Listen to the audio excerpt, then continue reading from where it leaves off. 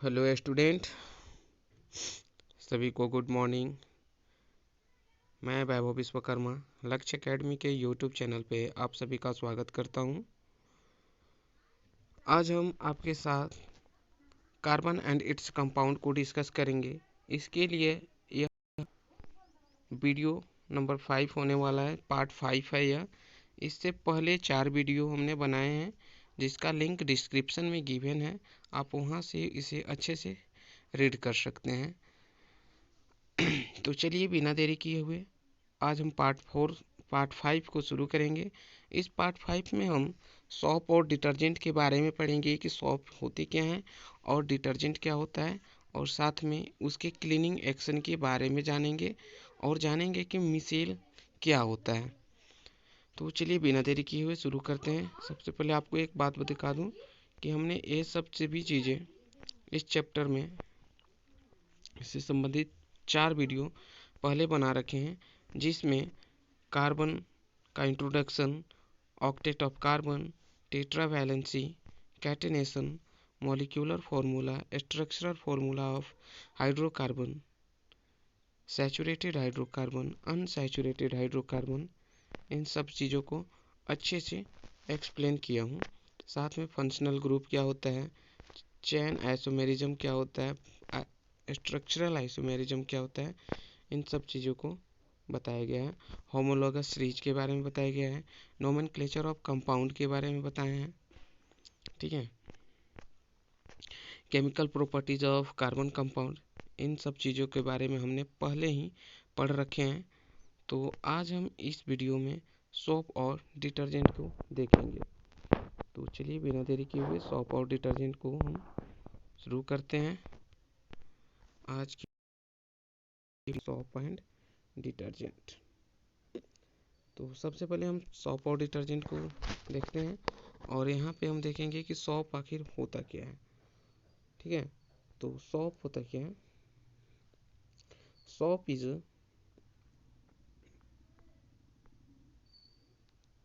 देखिए ये है, सोप इज अ सोडियम और potassium salt of long chain carboxylic acid. Okay, आपको बताया गया था कि कार्बोक्सिलिक एसिड क्या होता है, आप समझ चुके हैं कार्बोक्सिलिक एसिड क्या है। और कार्बोक्सिलिक एसिड एक फंक्शनल ग्रुप होता है, और जिस भी हाइड्रोकार्बन के साथ ऐड होता है उस पूरे सीरीज को हम कार्बोक्सिलिक एसिड के नाम से जानते हैं। ठीक है, और उसका नेचर एसिडिक होता है। तो ऐसे कार्बोक्सिलिक एसिड जिसमें सोडियम और पोटेशियम साल्ट होते हैं, है ना, अगर उसके सोडियम और पोटेशियम के आयंस होते हैं तो इस तरह से बनने वाले सोप मॉलिक्यूल्स को हम सोप बोलते हैं। इसका फॉर्मूला जनरली क्या है, C17H35 सी, और इसके बाद कार्बोक्सिलिक एसिड का फंक्शनल ग्रुप। ठीक है, इस तरह से ये होता है सॉप। चलिए आगे बढ़ते हैं। Soap are effective only in soft water. अगर सॉफ्ट की क्लीनिंग की बात किया जाए या इफेक्ट वो कहाँ पे अच्छे से काम कर सकता है, तो हम पाएंगे कि soap are effective only in soft water. Soft water में ही सॉप इफेक्टिव होता है। अगर ये क्या होता है, हार्ड वाटर होगा तो उसमें ये काम अच्छे से नहीं कर पाता है। ओके,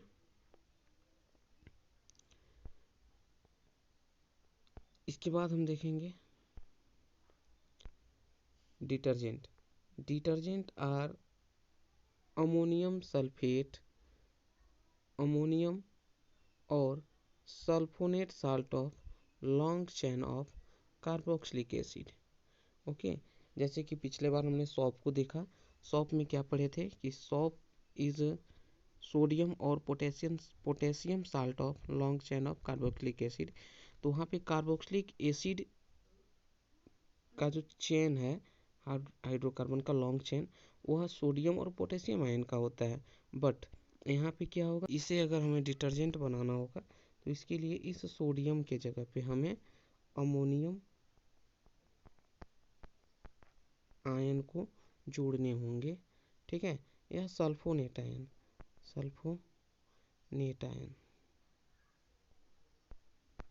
इस तरह के कुछ।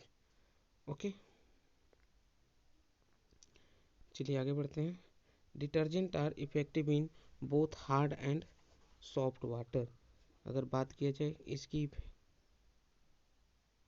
इफ़िशियंसी की, तो डिटर्जेंट हार्ड और सॉफ्ट दोनों वाटर में अच्छे से मिसेल का निर्माण करता है और काम करता है, क्लीनिंग अच्छे से कर पाता है। नेक्स्ट टॉपिक है सोप मॉलिक्यूल्स हैज। अब हम क्लीनिंग एक्शन ऑफ सोप देखेंगे। सोप कैसे गंदे कपड़े को साफ करता है ना, तो इस चीज को देखेंगे हम। Most dirt is oily in nature and hydrophobic. क्या होते हैं, ज़्यादातर गंदगी वो ऑयली नेचर के होते हैं और हाइड्रोफोबिक होते हैं, मतलब वो वाटर को अपनी तरफ अट्रैक्ट नहीं करते हैं, वाटर से बॉन्डिंग नहीं करते हैं। And itself with dirt and the ionic end is surrounded with the molecules of water. Okay, तो ये क्या हो जाता है, ये हाइड्रोफोबिक नेचर के होते हैं, तो इसके साथ सॉप मॉलिक्यूल्स के हाइड्रोकार्बन वाला पार्ट्स ऐड हो जाता है और बाकी के जो पार्ट्स बचता है आयनिक पार्ट, वो वाटर मॉलिक्यूल्स थे। ये देखिए, and the ionic part is surrounded with the molecules of water.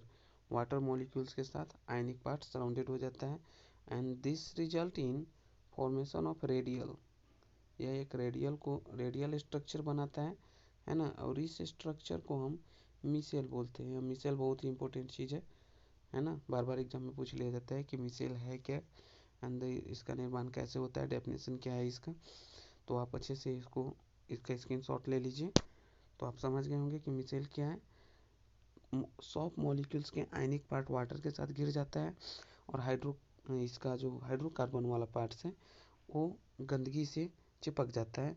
इस तरह से एक रेडियल शेप बनता है जिसे हम मिसेल बोलते हैं।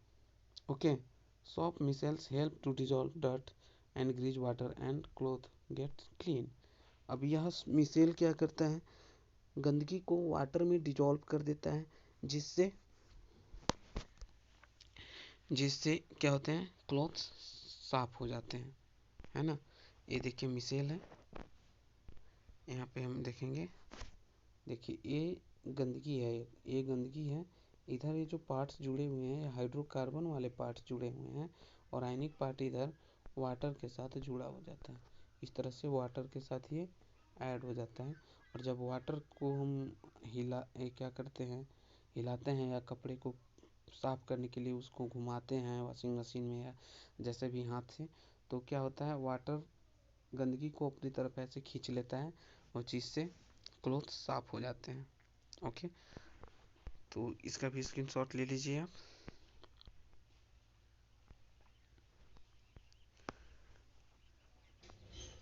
यहाँ पे हम देखते हैं कि magnesium and calcium salt present in hard water react with the soap molecules to form an insoluble product called scum। किसी भी वाटर में अगर मैग्नीशियम और कैल्शियम साल्ट होता है तो उस तरह के वाटर को हम हार्ड वाटर बोलते हैं। अगर इस तरह के वाटर में आप सॉप के मॉलिक्यूल्स को डालते हैं या सॉप को मिलाते हैं तो क्या होता है कि वहाँ पे एक इनसॉल्युबल प्रोडक्ट बनता है और इस प्रोडक्ट को हम स्कम कहते हैं। और यह स्कम क्या करता है, क्लीनिंग एक्शन को अच्छे से नहीं होने देता है। आप अपने घर में भी देखे होंगे कि कभी कभी सॉप यूज करते टाइम एक मतलब जेली जैसा पदार्थ बन जाता है जी, उसी को हम स्कम बोलते हैं। या सॉप अच्छे से झाग नहीं देता है, तो इस तरह के कंडीशन को में जो बनता है उसी को स्कम कहते हैं। और इस तरह की कंडीशन में सॉप अच्छे से क्लीनिंग को नहीं कर पाता है। But by using detergent insoluble scum is not formed with hard water and cloth get cleaned। लेकिन यदि आप डिटर्जेंट का यूज करते हैं तो डिटर्जेंट को कोई लेना देना नहीं होता है कि वो हार्ड वाटर है या सॉफ्ट वाटर है वो सभी के साथ अच्छे से मिसेल को बनाता है और क्लीन करता है कपड़े को, है ना। तो इस टॉपिक के साथ हमारा यह चैप्टर समाप्त होता है। आई होप कि आप इससे अच्छे से समझ पाए होंगे। इससे पहले की वीडियो जिसका डिस्क्रिप्शन में लिंक दिया गया है, आप वहां से लेकर इस पूरे चैप्टर को अच्छे से समझ सकते हैं, पढ़ सकते हैं। अगर वीडियो अच्छा लगा हो तो लाइक कीजिए और ज़्यादा से ज़्यादा शेयर कीजिए, ठीक है। और हमारे चैनल को सब्सक्राइब कीजिए कि हमारे लेटेस्ट अपडेट आप तक रेगुलर पहुंचता रहे। तो अभी ये वीडियो समाप्त नहीं हो रहा है, इसमें भी हम कुछ क्वेश्चन देंगे आपको, जिसका स्क्रीनशॉट आप ले सकते हैं और इन क्वेश्चन को आप अच्छे से सॉल्व कीजिए। ये सब क्वेश्चन इम्पोर्टेंट है। मैं स्क्रॉल कर रहा हूँ और आप स्क्रीनशॉट लेते रहिए इसका। एक शॉर्ट टाइप क्वेश्चन थे, एक कुछ शॉर्ट टाइम क्वेश्चन है, 2 मार्क में जनरली पूछे जाते हैं, और एक क्वेश्चन का कुछ पार्ट इधर भी है, और यह है short answer type question 3 marks के लिए डिस्क्रिप्शन टाइप के होते हैं, जिनके लिए कुछ लिखा आपको मतलब लिख कर आंसर देना होता है, और यह है लॉन्ग टाइप आंसर क्वेश्चन। तो इस चैप्टर से रिलेटेड इतने सारे क्वेश्चन बनते हैं। आप इसका स्क्रीनशॉट ले लिए हैं, आप इसको सॉल्व कीजिए। अगर कोई भी दिक्कत होता है तो हमें कमेंट कीजिए, आपकी सभी समस्याओं को सॉल्व किया जाएगा। तब तक के लिए मस्त रहिए, खुश रहिए, मिलते हैं नेक्स्ट वीडियो में। Thank you.